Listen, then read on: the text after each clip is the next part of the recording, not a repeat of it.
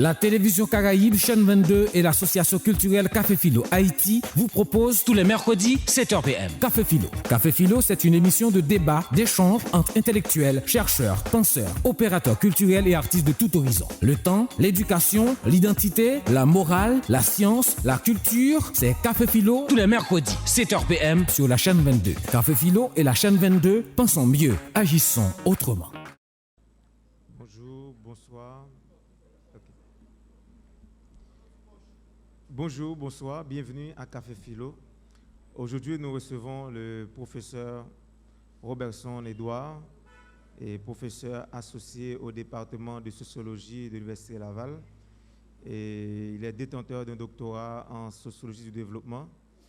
Et il dispense des cours de sociologie et de méthodes de recherche dans plusieurs universités, notamment l'Université Laval, Québec, Canada.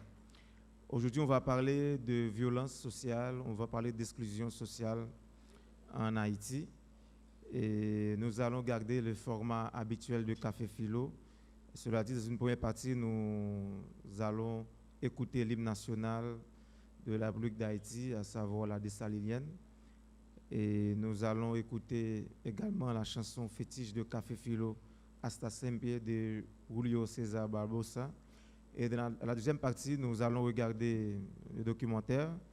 Et puis, à la troisième partie, nous allons un peu bousculer le format de Café Philo parce que le professeur préfère être dans une dynamique d'échange avec moi. Et puis, à la quatrième partie, on va libérer la parole et le public va pouvoir questionner le professeur Robertson Edouard. Voilà en gros ce qu'il y a comme menu pour ce nouveau numéro de Café Philo. Encore une fois, bienvenue et je vous demande de vous mettre debout pour écouter l'hymne national, la Dessalinienne. Le pays pour les ancêtres, marchons unis, dans nos rangs pleins de terre, une chose, soyons un maître, marchons unis, pour le pays, pour les ancêtres, marchons unis, pour le pays, pour les ancêtres, pour le drapeau, pour la patrie, mourir est beau, notre passé nous crie, ayez la baguette, mourir est beau, pour le drapeau, pour la patrie, mourir est beau, pour le drapeau, pour la patrie. Nous allons tout de suite écouter la chanson fétiche de Café Philo, Hasta Siempre de Julio César Barbosa.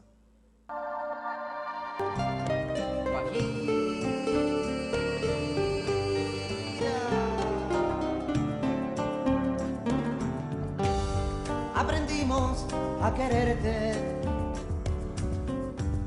desde la histórica altura, donde el sol de tu bravura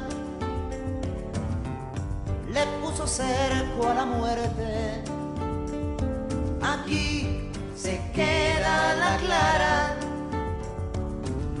la entrañable transparencia de tu querida presencia, comandante Che Guevara.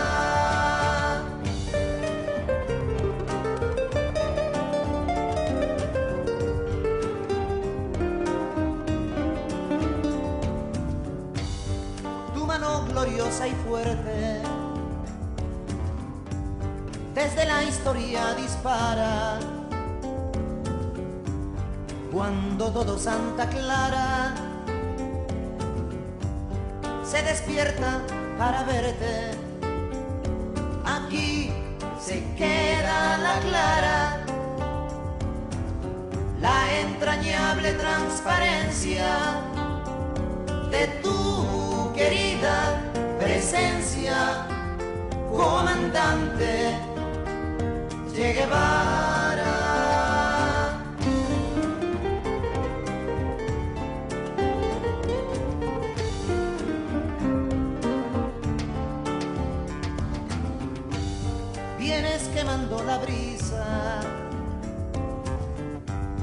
con soles de primavera para plantar la bandera, con la luz de tu sonrisa. Aquí se queda la clara, la entrañable transparencia de tu querida presencia, comandante Che Guevara.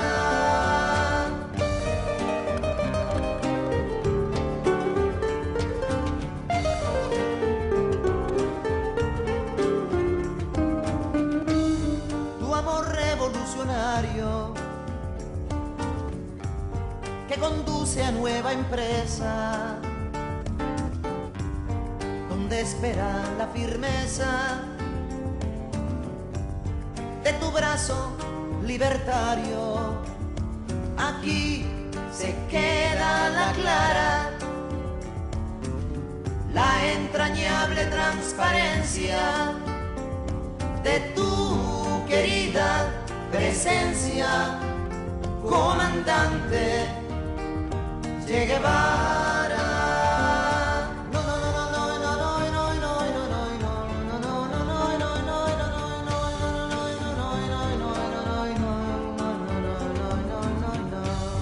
Seguiremos adelante,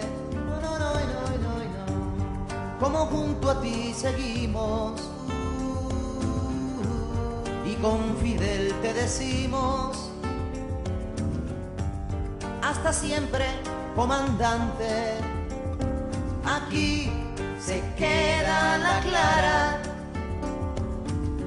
la entrañable transparencia de tu querida presencia, comandante Che Guevara.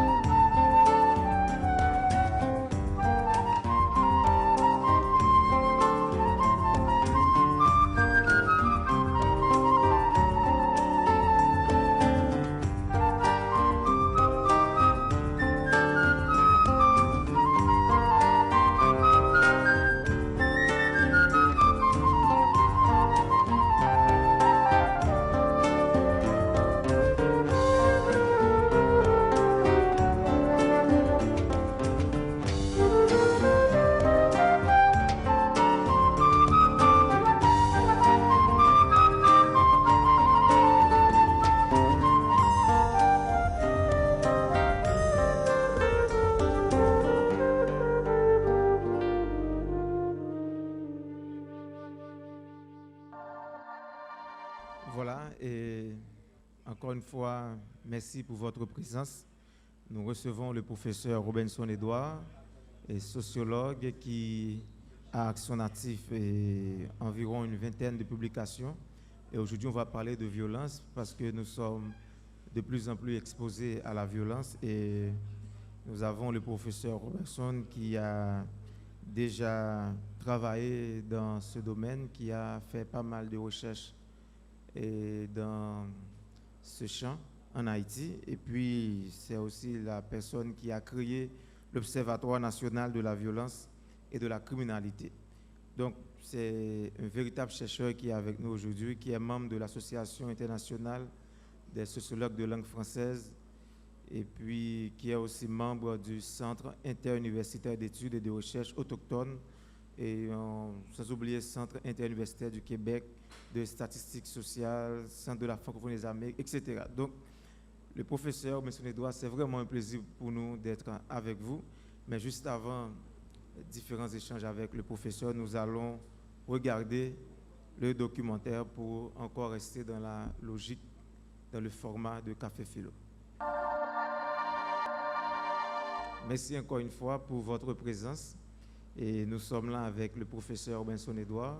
Comme j'ai eu à le dire au début de l'émission, nous allons bousculer un peu le format de Café Philo. D'habitude, l'invité a environ 30 minutes pour intervenir, mais aujourd'hui, on va être dans un dialogue. C'est ce que le professeur m'a demandé. Et merci, professeur, pour votre visite à Café Philo. C'est un plaisir pour nous de vous recevoir. Merci Ricardson, merci à l'équipe qui a mis sur pied cette activité fort intéressante qui célèbre la pensée, qui célèbre la réflexion contre vents et marées, contre les menaces, contre les violences qui semblent donner le ton au quotidien en Haïti. Voilà, en fait, je voudrais vous demander de parler un peu de votre parcours universitaire professionnel. C'est vrai que je viens de faire votre présentation. Peut-être j'ai oublié des éléments importants. C'est le moment ou jamais de rappeler quelques points importants dans votre itinéraire professionnel. Merci de m'en offrir l'occasion. C'est toujours très délicat de parler de soi. Et les gens qui me connaissent savent très bien que c'est la chose que je déteste le plus. Je n'aime pas trop parler de moi. Je préfère laisser mes œuvres être les témoins de mon passage, soit dans le milieu académique ou dans ma vie professionnelle en général. Alors je suis celui qu'on pourrait appeler comme un sociologue citoyen. L'ensemble de mes travaux tentent de répondre à un certain nombre de questions que je crois importantes pour la prise de décision, pour l'action politique, que ce soit ici en Haïti, puisque c'est l'un de mes terrains privilégiés, ou ailleurs au Canada, ou ailleurs dans le monde. En fait, comme chercheur, vous avez également un centre d'intérêt. C'est peut-être aussi l'occasion de nous donner une idée de votre centre d'intérêt comme chercheur. Depuis ma thèse de doctorat qui porte sur le développement inégal, j'ai pris un parti pris qui est celui d'inverser le rapport à la science tel qu'il s'inscrit à la fois dans les pays du Nord et dans les pays du Sud. En général, on a des chercheurs du Nord qui viennent étudier les pays du Sud. On a des théories qui ont été creusées, qui ont été fabriquées, qui ont été développées dans les pays du Nord et qu'on vient tester dans les pays du Sud. La plupart de mes travaux tentent l'inverse. Je continue de m'identifier comme étant un tiers-mondiste et je regarde le monde avec cette perspective-là. Et ce que j'espère faire, c'est un chantier qui est en cours, c'est à partir de situations du Sud et en particulier à partir des situations en Haïti, essayer d'expliquer les changements qui se produisent dans le monde. Donc proposer une relecture de la sociologie globale, de la sociologie du monde contemporain à partir du Sud ou du point de vue du Sud plutôt que du point de vue du Nord. Voilà, et aujourd'hui nous sommes là pour parler de ce thème très fondamental de l'exclusion à la violence sociale en Haïti. Est-ce que selon vous, il y a vraiment un lien entre pauvreté et exclusion sociale? Merci de cette question. Cela m'offre l'occasion de clarifier un certain nombre de malentendus qu'il y a et qui constituent le discours dominant qui circule à la fois sur la pauvreté ou l'exclusion sociale en Haïti et le lien qu'on établit trop rapidement entre pauvreté, exclusion et violence en Haïti. Ce qu'il faut comprendre, c'est d'abord, il faut revisiter la pertinence heuristique de ces notions-là pour comprendre les réalités d'individus, de familles et de communautés réputées pauvres. D'abord, prenons la notion de pauvreté. La notion de pauvreté est en général utilisée pour décrire la situation de dénuement matériel d'individus ou de familles ou de communautés par rapport à un certain standard qui est défini la plupart du temps en dehors de ces communautés-là. L'accent est en général mis sur la dimension monétaire de la pauvreté. Donc, est pauvre un individu qui n'a pas le revenu nécessaire pouvant lui permettre de satisfaire un certain nombre de besoins de base. Et c'est dans cette perspective qu'en général, on aborde la pauvreté pour à la fois décrire la situation d'individus spécifiques réputés pauvres et pour à la fois décrire, mettre en place un certain nombre de mesures politiques de prise en charge de ces individus réputés pauvres et décrire ces politiques et leurs effets. Les études qui ont été réalisées récemment sur la question montrent un certain nombre de limites dans cette manière de faire. Bon, d'une part, parce que de plus en plus, on se rend compte que la dimension monétaire est insuffisante pour contempler la situation des personnes réputées pauvres. C'est pour cela que de plus en plus, on tend vers des mesures de type pauvreté multidimensionnelle. On tend de plus en plus vers des indices composites plutôt que de continuer à insister sur la pauvreté monétaire. Ça, c'est d'une part. D'autre part, on se rend compte aussi de l'importance de la subjectivité dans la définition de la pauvreté. C'est-à-dire qu'il ne suffit pas de l'extérieur de dire qu'un individu est pauvre parce qu'il n'a pas ci, ça, ça. Il faut également regarder, est-ce que du point de vue de l'individu se définit comme tel et se reconnaît à travers cette catégorie. Et là se trouve tout un enjeu politique, puisque le fait de définir l'individu sans l'individu, donc de désubjectiver l'individu, d'enlever le sujet de l'individu, n'est pas sans conséquence et n'est pas neutre comme manière de faire. Au fond, on se rend compte depuis Zimmel que le recours à la notion de pauvreté, je vais essayer d'être un peu bref là-dessus, le recours à la notion de pauvreté permet de décrire des rapports sociaux précis qui sont des rapports d'assistance.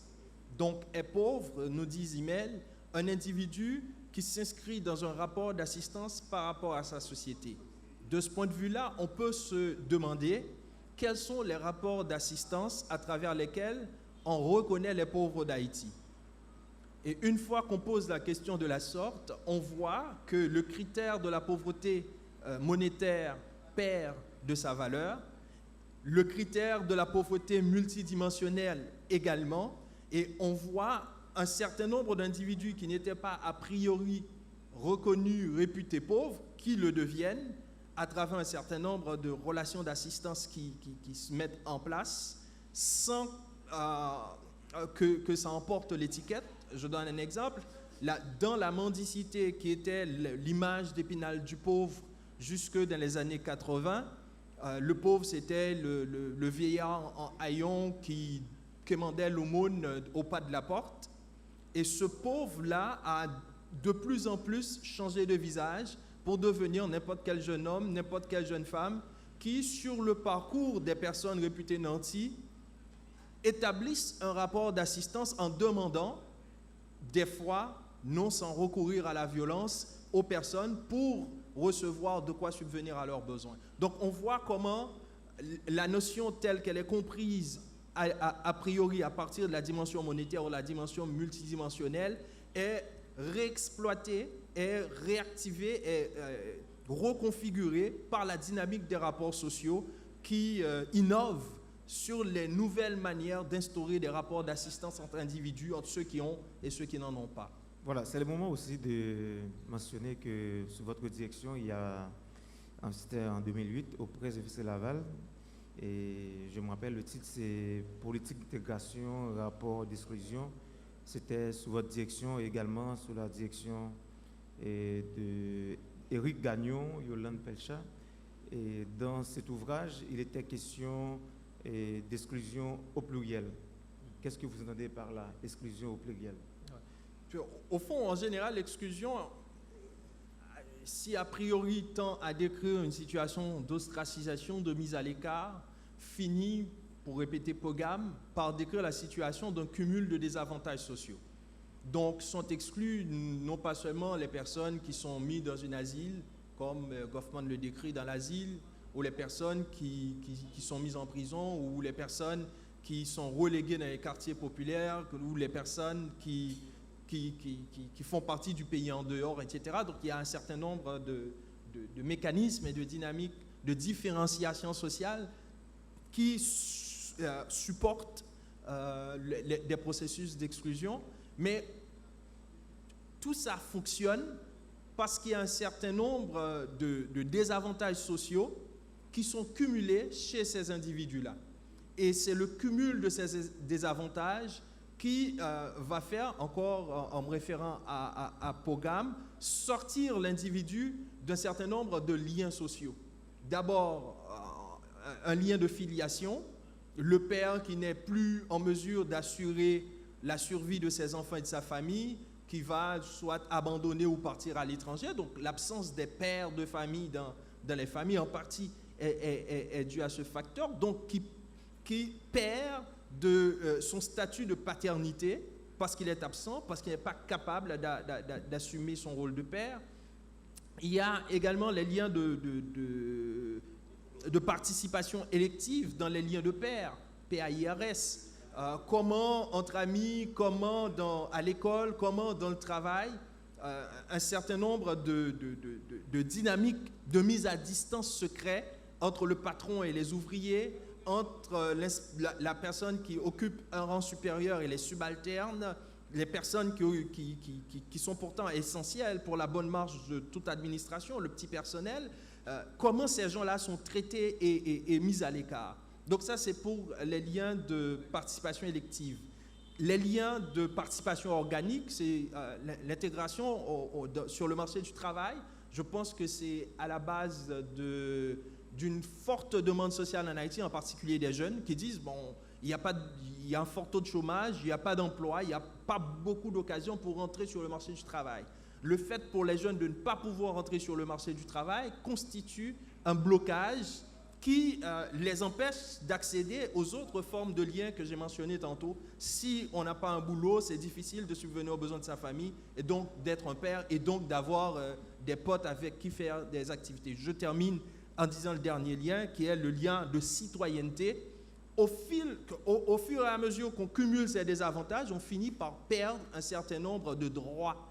On finit par perdre la possibilité de faire respecter ces droits qui, au fond, constituent la base de la citoyenneté.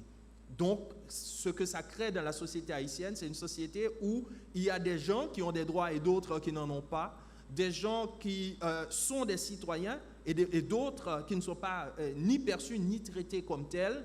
Donc, on a une société avec différents soit types ou régimes de citoyenneté ou, à tout le moins, une société avec un petit groupe de citoyens et le reste de la population qui est exclu de cet univers de citoyenneté. Je rappelle que nous recevons le professeur Robinson Edouard, professeur de sociologie à l'Université Laval, Québec, Canada. Nous sommes en train de parler autour du thème de l'exclusion sociale à la violence en Haïti.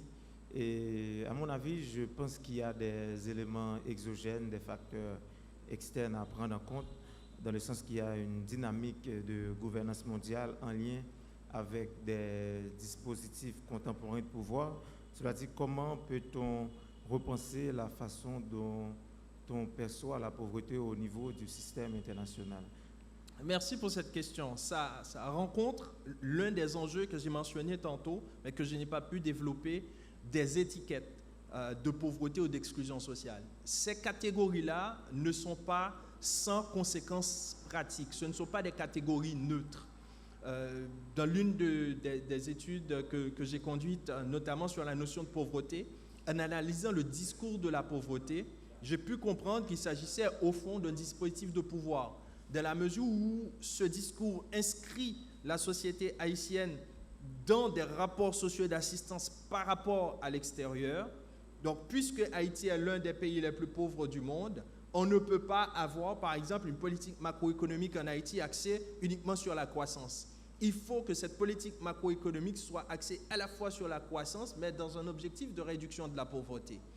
Et cela suppose un certain nombre de politiques, cela suppose un certain nombre de mesures douanières, fiscales, un régime d'austérité imposé au gouvernement, imposé à l'administration publique, qui, au bout du compte, affecte la construction de la vie en société, qui, au bout du compte, affecte la vie des ménages et les possibilités économiques dans le pays. Donc, ces catégories-là ne sont pas neutres, ce sont des catégories qui structurent l'action politique, et parce que ces catégories structurent l'action politique, ces catégories affectent également les rapports sociaux. Je rappelle que dans l'ouvrage collectif Pauvreté quotidienne, pauvreté planétaire, publié en 2017, vous avez soutenu, bon, je dis vous, et avec l'équipe, parce que généralement vous vous situez dans une dynamique de recherche collaborative, et vous avez soutenu que seuls les investissements dans le capital humain finiront par accroître la capacité des personnes à devenir elles-mêmes des agents de changement. Donc vous menez une sorte de plaidoyer pour une sorte d'investissement dans le capital humain. Absolument. Cette idée n'est pas de moi. Depuis Marx, on a bien compris que c'est la valeur travail, c'est dans les facteurs de production, c'est le travail, c'est la présence de l'humain qui permet d'augmenter la productivité. Donc s'il n'y a pas d'hommes et de femmes, s'il n'y a pas d'humains, il n'y a pas de possibilité d'augmentation de la productivité. La productivité est toujours fonction de la valeur travail. Donc le meilleur investissement à faire dans la perspective d'une croissance durable, c'est l'investissement dans l'humain. Évidemment, ça va aussi avec d'autres formes d'investissement dans les infrastructures, d'autres formes, surtout dans le cas d'Haïti. Mais si, au fond, tous les investissements se concentrent sur les infrastructures et on laisse de côté le facteur humain, notamment au niveau de l'éducation, au niveau de la santé, au niveau des services sociaux, le résultat qu'on va avoir, et d'ailleurs on en a fait l'expérience depuis plus de 50 à 60 ans, il y a un certain nombre de programmes de développement économique qui ont été appliqués en Haïti, depuis des programmes de développement local jusqu'au programme d'ajustement structurel. On a bien vu que l'investissement dans les infrastructures ne suffit, ces investissements ne suffisent pas pour provoquer ce décollage qu'on espère tous voir arriver en Haïti. Maintenant, la fameuse question, que faire face à tous ces enjeux, et est-ce qu'il y a nécessité d'un devoir d'insoumission, ou bien, et selon vous, est-ce qu'il y a vraiment un lien entre le devoir de l'insoumission et le droit à l'insurrection? Et là, je reprends le titre d'un ouvrage collaboratif, et suivez mon regard.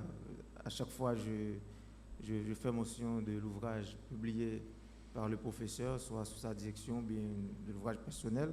Le livre, c'est Le devoir des soumissions. Est-ce que c'est le moment d'essayer d'établir le lien entre ce devoir d'insoumission et ce droit qu'on a à l'insurrection par rapport à ces différents enjeux qu'on vient d'évoquer? Absolument.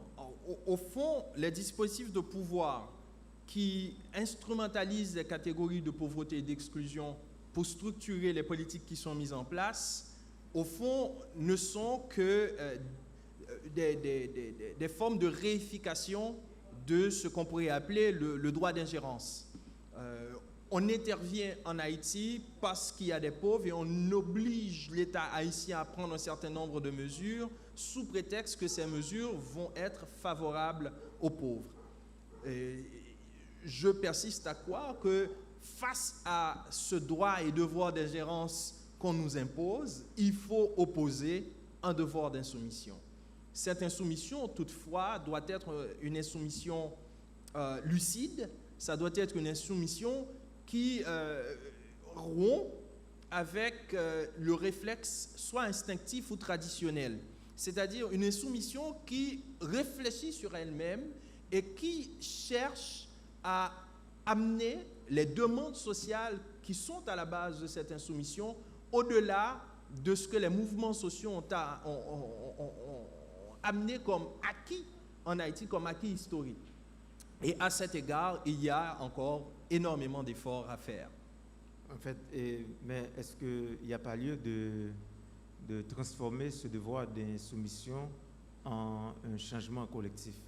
Parce que je pense que ce devoir d'insoumission a aussi ses limites. Ça ne va pas combler toutes les aspirations. Tout à fait. Il y a d'ailleurs lieu de se demander si tout ce qui se prétend comme forme d'insoumission sont effectivement des formes d'insoumission. Parce que c'est pour cela que je dis que l'insoumission doit être lucide. Il ne s'agit pas, je vais prendre l'exemple du côté de l'État. Il y a un certain nombre de politiques qui ont été mises en place qui s'autoproclament, par exemple, politique d'assistance ou politique d'intégration sociale. Petit maman chérie, À tes plates. Je n'ai pas encore analysé ce programme, je n'en parlerai pas, mais qui, au fond, finissent par devenir ou finissent par nourrir des rapports d'exclusion. Je m'explique. Quand les mécanismes d'obtention de cette forme d'assistance entraînent une stigmatisation des populations bénéficiaires, un étiquetage de ces populations, un traitement déshumanisant de ces populations, quand dans la mécanique de distribution de ces formes d'appui, il y a des pratiques de spoliation et de vol qui constituent le cœur du programme. Il me semble que le ministre des Affaires sociales a fait une révélation choquante il y a de cela quelques semaines en disant que je donne des chiffres un peu approximatifs, mais je crois que c'est sur 168 000 familles, 168 000 femmes bénéficiaires, il y aurait environ seulement 161 000, seulement 68 000 bénéficiaires. C'est-à-dire, sur 161 000, on a près de 100 000 vols de ces formes d'appui. Donc, on a là un exemple clair de quelque chose qui prétendait être une politique d'intégration, mais qui, au fond, vient renforcer des rapports d'exclusion. On dit offrir de l'aide à des gens, aide qu'ils ne reçoivent pas, et au final, on dit à ces gens-là, regardez, vous êtes aujourd'hui à l'origine des formes de violence, malgré qu'on vous a aidé. Vous voyez donc ces mécanismes d'abord d'étiquetage, de stigmatisation, de relégation. Quelqu'un qui veut un emploi, par exemple, dans un certain nombre d'entreprises, ne peut pas dire qu'il est de Grand Ravine. En disant qu'il est de Grand Ravine, en disant qu'il est de Thibois, tout de suite, le patron, dépendamment du secteur, peut se poser des questions. Et cette forme de stigmatisation peut affecter la vie de ces individus-là. Donc, vous voyez comment un certain nombre de choses ordinaires de la vie des gens finissent par structurer leur vie. Voilà, et merci professeur pour vos différentes réponses. Nous allons donner la parole au public, mais juste avant, il y a un dernier point, par le moindre, sur lequel j'aimerais vous questionner sur ce dernier point. C'est par rapport à votre ouvrage intitulé « Violence et ordre social en Haïti, essai sur le vivre ensemble dans une société postcoloniale ». C'est publié en 2013 aux presses de l'Université du Québec. Et d'ailleurs, on est ici pour parler d'exclusion sociale à la violence en Haïti. Et dans cet ouvrage, d'entrée de jeu, vous avez dit que c'est le résultat d'un parcours du combattant. Et j'aimerais avoir beaucoup plus d'explications sur ce que vous appelez parcours du combattant. En fait, l'activité intellectuelle en Haïti, pour moi, est comme un marathon. C'est comme une lutte permanente. Si on n'a pas de souffle, on n'arrive pas à terme. Et ce projet, qui devait être la première production de l'Observatoire national de la violence et de la criminalité en Haïti, n'a pas pu aboutir pour des raisons que je ne développerai pas ici, mais qui sont liées à différents blocages institutionnels dans le milieu académique haïtien. Donc, parcours du combattant, parce qu'il a fallu que j'aille au-delà de ces blocages, parce qu'il a fallu que je ne m'arrête pas en chemin, parce qu'il a fallu que je porte, parfois même à même mes propres ressources, ce projet de publication que j'ai enfanté comme une femme sans être une femme. Mais comme chercheur qui a travaillé sur la thématique de violence en Haïti, comment, selon vous, décrire, comprendre et expliquer la violence en Haïti? Comment peut-on agir sur la violence en Haïti? Comment peut-on réduire la violence, toute violence en Haïti? Écoute, c'est me demander de résumer le bouquin en quelques minutes. C'est une tâche, ma foi, impossible. Tout ce que je peux vous dire, c'est la thèse centrale de l'ouvrage, qui consiste à dire qu'au fond, contrairement à ce qu'on dit, la violence, qu'on traite la violence comme un épiphénomène, en réalité, à bien étudier la question, on se rend compte que la violence se trouve à la base de la régulation sociale en Haïti. Autrement dit, les comportements, pour la plupart, sont définis, sont reprogrammés, sont en fonction justement de sa propre capacité de violence et en fonction de l'environnement et de la place de la violence dans l'environnement dans lequel on est et en fonction de son vis-à-vis de son alter ego. Et quelques exemples pour le montrer. Si on veut prendre le transport en commun en Haïti, en tout cas pour aller à Carrefour, à Delma ou à Pétionville, il y a un exercice de violence qui est intéressant à observer.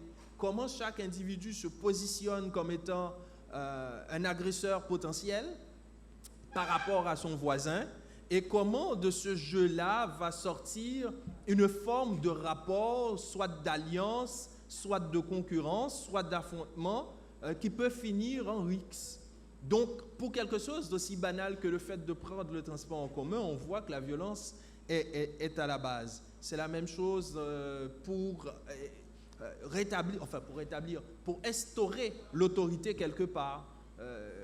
On ne sait pas encore, ou on a encore beaucoup de difficultés à trouver d'autres manières d'exercer l'autorité en Haïti sans recourir à la violence. Ce qui fait d'un chef un chef, c'est son arme. Ce qui fait d'un chef un chef en Haïti, c'est sa capacité à violenter. Alors que le premier indice d'un manque d'autorité, c'est précisément le fait de recourir à la force, puisque l'autorité se définit notamment par l'autocontrainte, c'est-à-dire la soumission du vis-à-vis à l'autorité sans que l'autorité ait besoin de recourir à la force ou à la contrainte. Autre chose que j'aimerais dire sur la question de la violence, parce que là-dessus, je veux insister, puisqu'il y a toujours dans cette logique de stigmatisation et d'étiquetage d'un certain nombre de quartiers, on veut faire croire à la population qu'il y a des quartiers qui sont les quartiers où se trouve condensée la violence. Il est vrai que ces quartiers, pour la plupart, sont des théâtres d'opération de la violence physique. Mais ces quartiers ne sont ni à l'origine de ces violences-là, puisque si vous me laissez une minute pour l'expliquer, je vous montrerai qu'au fond, ce qui est à la base du recours à la violence, c'est la recherche de la réussite sociale en Haïti. Et la réussite sociale suppose l'accès à un certain nombre de biens financiers et l'accès aussi à certains statuts sociaux.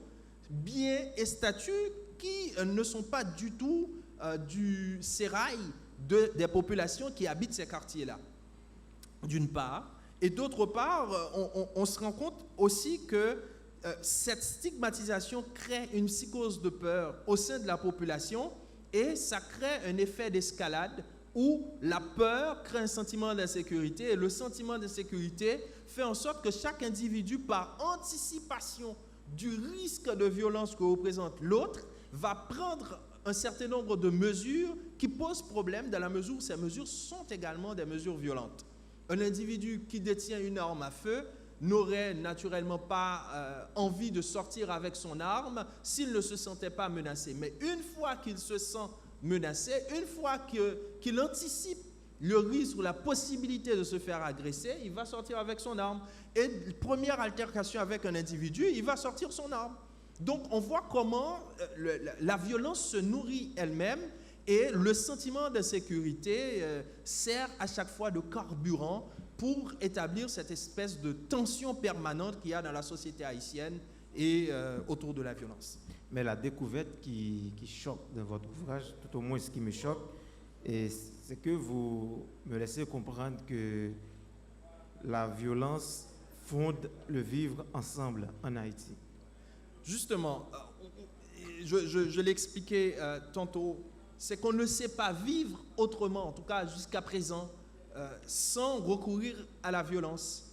Il y a un certain nombre d'énoncés vernaculaires qui le disent. Bouche moins c'est pour moi, DM pour la police, constitution c'est papier, baïonnette c'est fait, Il y a un certain nombre d'énoncés comme ça qui font partie de l'imaginaire collectif haïtien et qui accordent à la violence une place centrale. Et puisque ça structure à la fois notre imaginaire et notre rapport au monde et aux autres, ça finit par réguler nos pratiques, ça finit par surdéterminer nos comportements. Voilà, on va respirer un peu, on va observer une pause musicale et puis après, ça va être le grand public pour les questions-réponses. On va recevoir, comme je viens de le dire, les différentes questions et réponses. C'est la 5e partie. Et nous allons appeler Ralph Jean-Baptiste pour la première série de questions. Après Ralph, ça va être Paulson, Roberto. On a 3 questions pour cette première série. Merci Ricardson pour cette très bonne modération et notamment au professeur Edouard pour cette brillante et éclairante présentation. J'estime que c'est un café philo très important que nous faisons sur un thème en plus qui est d'actualité.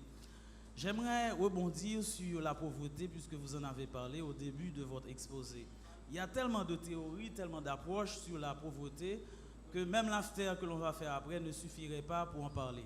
Simplement, il y a une approche dans laquelle j'ai plus tendance à me retrouver, d'Abergit et de Duflo, qui ont fait un texte à 2 qui s'appelle « Repenser la pauvreté », où ils s'interrogent évidemment sur le fait que les politiques ou les théories peut-être échouent à comprendre la pauvreté parce qu'elles ne s'intéressent pas dans l'ensemble à la pauvreté vécue intérieurement, c'est-à-dire comment les gens dont on dit qu'ils sont pauvres vivent au quotidien la pauvreté. Je pense que c'est une question peut-être assez importante sur laquelle vous pourriez intervenir un peu plus, notamment dans le contexte haïtien. Ça permettrait d'ouvrir plus de perspectives sur ce que l'on entend par pauvre en Haïti. Parce qu'en règle générale, ce sont les économistes, ce sont les chercheurs, ce sont les politiques qui définissent les gens, qui définissent une catégorie de gens, et en leur accolant cette étiquette de pauvre. Je pense qu'il faut vraiment qu'on en parle dans ce pays parce qu'il me semble que c'est beaucoup plus complexe que ça. La deuxième chose porte précisément sur le thème de votre intervention. Je n'ai pas personnellement le sentiment qu'il y a un lien direct entre exclusion sociale et violence en Haïti, dans la mesure où je pense que, de préférence, les quartiers que l'on considère comme étant des quartiers violents, des quartiers chauds, comme on dit, s'inscrivent dans une logique d'organisation sociale, reconfigurent à leur manière la société. Et les individus que l'on rencontre un peu partout et que l'on considère comme étant violents, à mon sens, reconfigurent l'espace social, essaient de dessiner un espace social, une organisation sociale propre qui est déterminée par ses propres lois. La preuve est qu'il y a des moments où ça monte, où il y a plus de violence dans la société, il y a d'autres moments où ça ne monte pas. Il y a des moments où il faut qu'on attaque, par exemple, tel individu, soit un journaliste, soit quelqu'un qui est bien coté dans la société, et d'autres moments, la plupart du temps, c'est ce qui se passe, où on préfère s'attaquer aux riverains, à ceux qui sont plus proches de nous. De sorte que pour moi, pour finir, la question centrale en Haïti de la violence renvoie à ce que j'appelle la question sociale haïtienne, sans folklore, à la question dessalinienne. C'est-à-dire comment distinguer une part d'autre part et au nom de laquelle, au nom de cette soi-disant part première, instituer un régime de société qui fait que l'on regarde des gens qui ne doivent rien posséder, qui doivent être à la limite des êtres sans avoir, et d'autres gens qui doivent à la fois être non seulement les êtres, mais aussi les avoir. De sorte que, en définitive, pour moi, la question sociale haïtienne, quand bien même il y a les ghettos, quand bien même à cause de Duvalier, il y a des gens, lorsqu'ils viennent pour la fête des VSN, quand bien même ils sont dans les ghettos, ils envahissent tous ces espaces périurbains, si vous voulez, il y a à considérer que ce sont toujours des pauvres, ce sont toujours des exclus par rapport à la dynamique d'une minorité qui arrive toujours à se maintenir, à se reproduire socialement et économiquement. Merci. Merci, Ralph. Merci. Et Paulson? Oui, bonsoir. Ma question elle est plus spécifique à l'aspect relationnel, exclusion sociale et violence.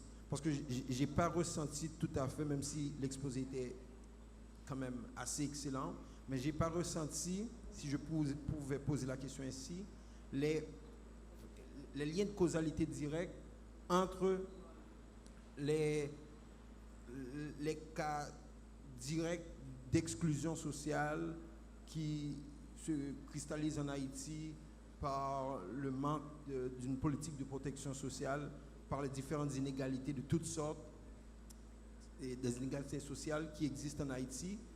Je n'ai pas ressenti les liens de causalité directs avec cette violence factuelle, structurelle, ou la violence la plus banale, comme on la connaît aujourd'hui, celle qui sévit dans nos bidonvilles et qui tend à sortir de nos bidonvilles et qui gagne les autres espaces de vie. Cette violence qui nous tient à la gorge présentement, je n'ai pas ressenti les liens de causalité directs entre cette exclusion sociale-là, ce déséquilibre social et cette violence où l'on vit, pour qu'on puisse comprendre c'est quoi la mécanique. Et comment est-ce que, au contrario, des processus de rééquilibre social et peut-être de la définition d'une sorte de politique de protection sociale par des simples mécanismes de filet de sécurité, par exemple, comment ces mécanismes-là pourraient être des facteurs mitigateurs de cette violence-là, si je peux poser la question ainsi. Merci. Merci. Et Paulson, Roberto? Ce sera difficile d'avoir une question vraiment parce que Ralph a déjà fait la mention de ce que j'allais dire. Mais moi, mon problème, c'est que c'est la définition de ce qu'on appelle la violence que mon petit Jean pas saisi dans l'exposé. C'est quoi la violence en soi? Par exemple, on a comprendre que Jean-Ralph se dit là, dans le ghetto, ça nous les ghetto, dans l'espace bidonville, des gens qui sont apaisateurs de violence, ils disent affaire sociale. Ils croient qu'ils portent un apaisement pour la société que ils la donnent. Et sans oublier que moi, je connais toujours à Haïti, on regarde un pays aliéné, un pays qui inscrit dans des démarches, tout ça qu'a fait là-bas, il a essayé de copier. Est-ce que violence nous inscrit dans des démarches que utiliser des forces physiques ou faire pression sur le monde pour atterrir à un but? Sinon, je pense que CIA est un plus gros centre de violence qui existait. Sinon, je pense que d'autres agences comme CIA, est-ce qu'il y a fait violence? Parce qu'ils utilisent des forces, ils croisent, ils ont des terroristes ou ça, ils font des pressions physiques sur lui, maltraiter, etc. En dedans des CPJ, ils croisent un monde, ils ont besoin de fort parler, ils ont pile soufflette, en pile bâton. Est-ce que c'est ça les violences là? C'est quoi la définition de la violence en soi dans ton exposé? Voilà. Voilà. Professeur, vous avez encore la parole. D'accord. Merci pour ces trois excellentes questions. Merci de me les avoir posées. D'abord, ma réponse à la question de Ralph à propos de la pauvreté vécue. Il y a une littérature de plus en plus abondante sur la question, à la mesure où de plus en plus on s'intéresse. C'est ce que je parlais tantôt, c'est ce que je qualifiais de pauvreté subjective. La pauvreté vécue, c'est la pauvreté telle qu'elle est décrite par la personne qui la vit. Là-dessus, les avis sont partagés. D'une part, et là je vais tout de suite rentrer en Haïti pour dire qu'on ne peut pas aborder cette question-là de la même manière en milieu rural et en milieu urbain. Première considération, c'est la catégorie émique, c'est-à-dire quand les citoyens parlent de pauvreté, ils parlent de quelque chose qui est bien différent de ce que les politiques qualifient de pauvreté. Ça, c'est la première chose.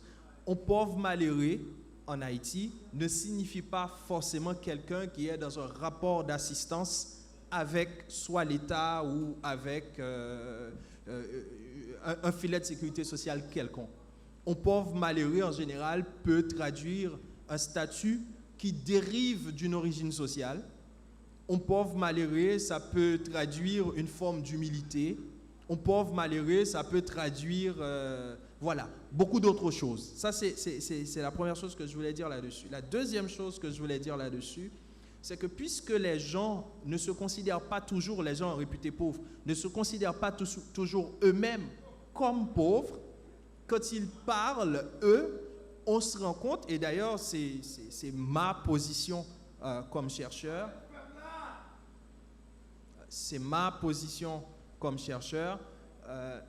la pauvreté évoque une réalité qui est différente pour les personnes dans leur quotidien. Je m'explique.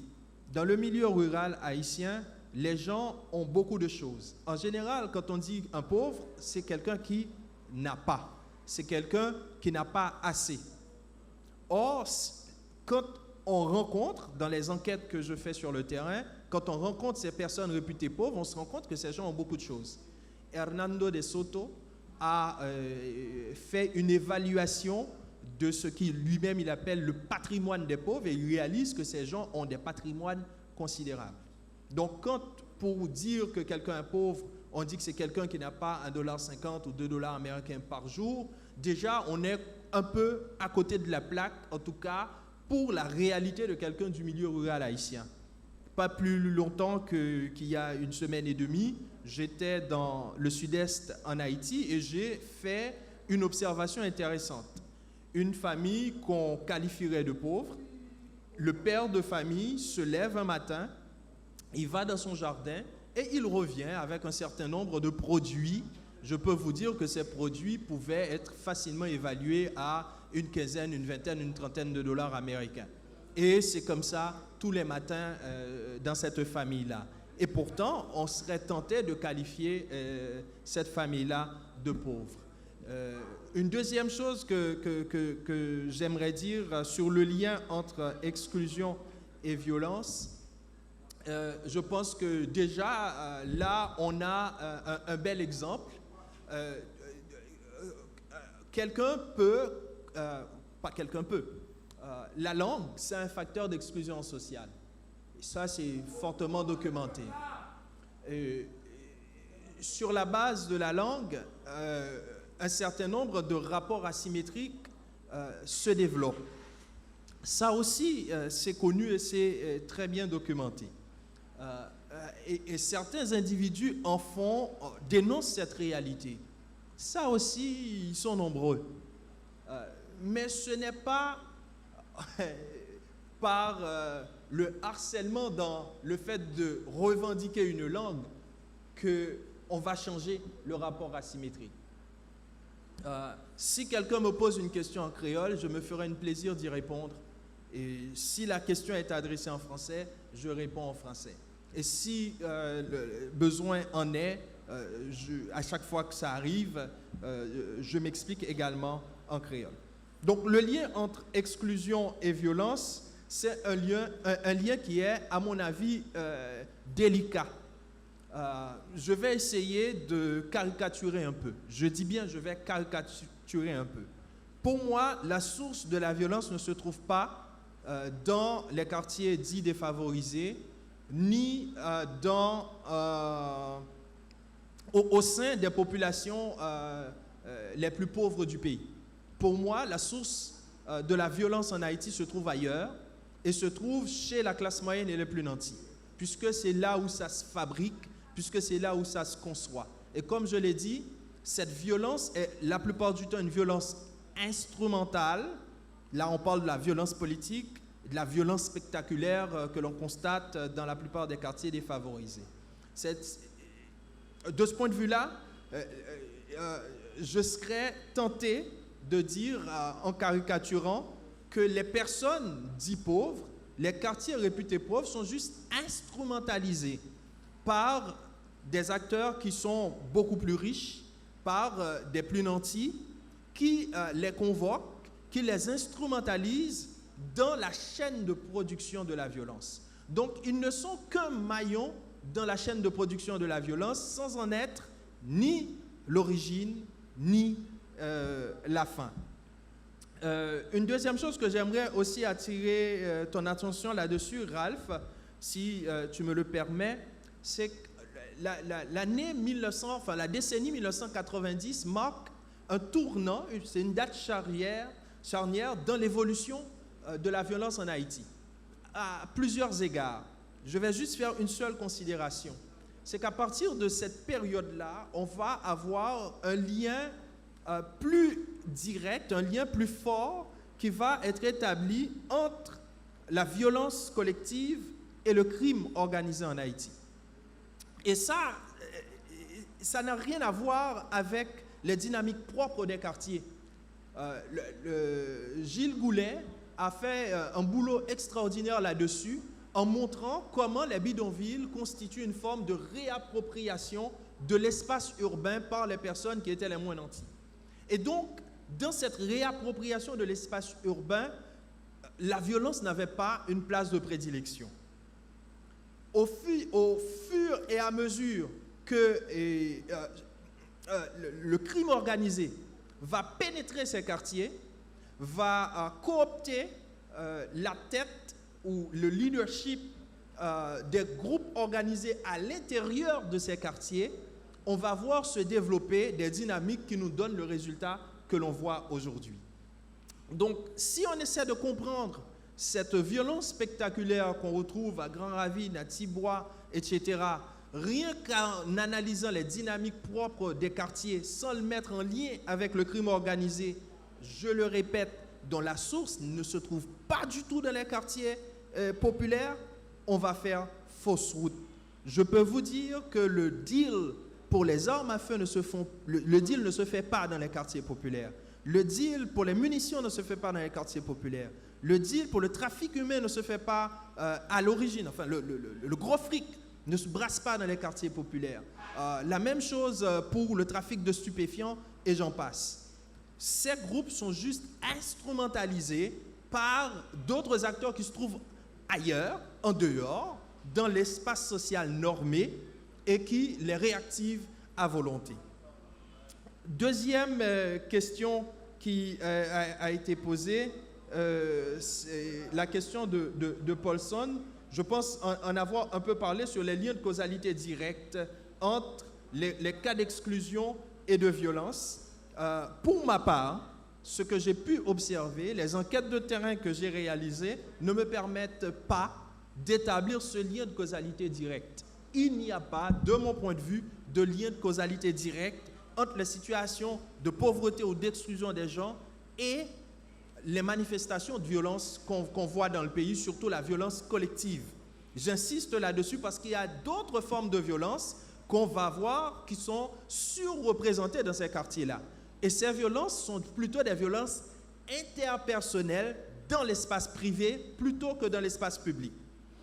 Donc, et là-dessus, c'est aussi une chose très intéressante à observer quand on étudie la question, c'est est-ce que dans les manifestations de violence, qui sont les personnes impliquées? Est-ce que c'est l'espace privé? Est-ce que c'est l'espace public? Est-ce que c'est des gens qui se connaissent? Est-ce que c'est des gens qui ne se connaissent pas? Donc, plus les victimes, moins il y a de liens entre l'agresseur et la victime, plus le crime organisé est impliqué. Moins il y a de liens entre l'agresseur et la victime, plus le crime organisé est impliqué, et plus il y a de liens entre l'agresseur et la victime, plus l'espace privé, les personnes d'interconnaissance sont impliquées. Voilà. Voilà, et bon, je ne sais pas si on aura la possibilité d'accueillir une deuxième série de questions. Bien, non, bon, en fait, on vous dit merci d'avoir été là. Et au nom de l'association culturelle Café Philo Haïti, et nous vous remercions de votre présence. Continuons de fabriquer le collectif. Je crois que c'est le thème de Café Philo pour cette année. Voilà, merci encore une fois et à mardi prochain.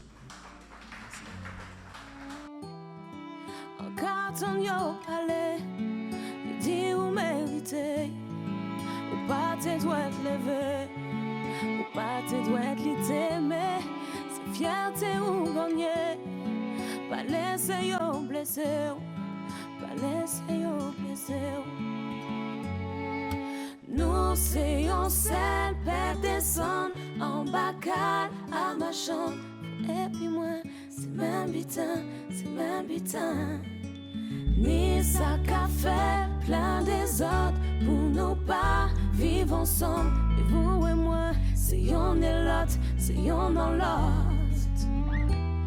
Mais là tout vite a brûlé, faut non fin calculer, faut yo apprendre peser.